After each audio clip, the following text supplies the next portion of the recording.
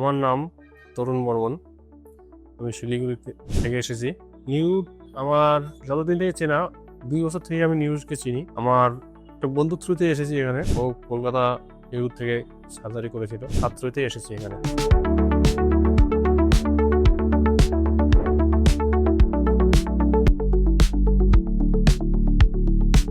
নমস্কার। কালকে আমার সার্জারি হয়েছিল। প্রথম দিকে তো একটু আমি ভয়ে ছিলাম। তারপর কালকে স্যাররা যখন আমাকে বললো ব্যাপারটা, তারপর আমি বুঝতে পারলাম যে ব্যাপারটা অনেকটা ইজিলি। এবং কালকে আমার সার্জারি সম্পূর্ণ হয়েছে। আজকে আমি আমার ড্রেসিং করতে আসলাম এখানে। এখন মোটামুটি সুস্থ আছি অনেকটাই, সেরকম ভয়ের কিছু নেই, করা যায় সার্জারি, এটুকুই বলবো।